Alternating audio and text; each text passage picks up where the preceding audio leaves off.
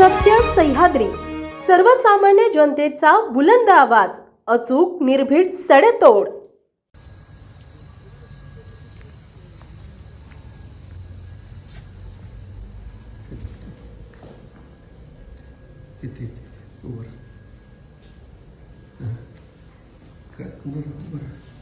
नमस्कार, माझं नाव सागर मानसिंग कदम। मी इथं वडोदरा बस स्थानकावर माझं एसटीचं कॅन्टीन आहे। त्याचं कॅन्टीन सकाळी मला फोन आला कॅन्टीनवरून, जो माझा माणूस संचालक संस्थापक संस्थेतला एक कर्मचारी, त्याचा मला फोन आला की तू लवकरात लवकर या साहेब, कॅन्टीनवर दरोडा पडला। म्हणून मी डायरेक्ट फोन लावला। पहिल्यांदा 112 नंबर का 111 नंबरला त्यांना कॉल केला होता। तर असं झाले, तुम्ही हे करा। मग त्यांनी अर्ध्या तासानं परत PI साहेबांना इथल्या फोन लावला होता। ते म्हणले मी जातो, 5-10 मिनिटात जातो। आणि अर्ध्या तासानं मला मदत मिळाली। तोपर्यंत मग नंतर मला सांगितलं तुम्ही 11 वाजता या इथं, 12 वाजता या इथं। मी म्हटलं साहेब मी जरा कामात आहे, मी 4 वाजेपर्यंत येतो। मी 4 वाजता आलो असता मला म्हटले तुम्हाला साहेब नाहीत, एक 10 मिनिटं बसा। मला 10 मिनिटं बसून घेतल्यानंतर मला साहेब आले।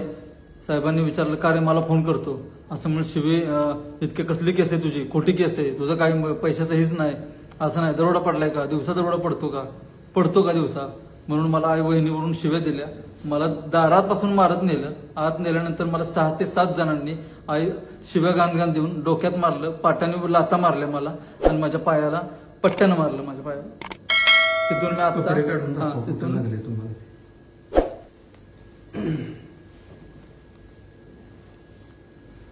मी त्यांना विनंती करत होतो, साहेब मला मारू नका, साहेब मला मारू नका, पण साहेबांनी काय ऐकलं नाही।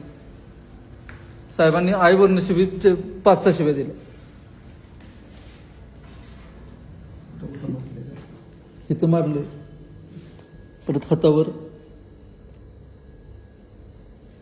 इथं हातावर पाठावने मारले, इथं खांद्याला इथं मारत होते 2-3 जण। माझ्या पायावर बसले आणि मला परत खाली पाय सरळ करायला लावलं, सांगितलं, आणि पट्ट्याने मारले माझ्या पायाला। तर साहेब मला न्याय मिळणार आहे का नाही? कुणी मारलं तुम्हाला? सोनवणे साहेब, वडोद पोलीस स्टेशन।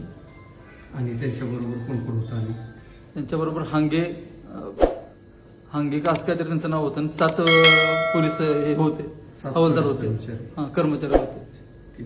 आणि मला आरोपीगत खाली बसवलं की मी चालतो त्यांच्याकडे फिर्याद दाखल कराय, असं झाले। तर मलाच आरोपी करून, मलाच आरोपीगत खाली बसवून तू असं कर, उठायचं नाही। ताज्या बातम्या, सखोल विश्लेषण, विशेष मुलाखती पाहण्यासाठी सत्य सह्याद्री YouTube चॅनल सबस्क्राईब करा आणि हो, बेल आयकॉन दाबायलाही विसरू नका।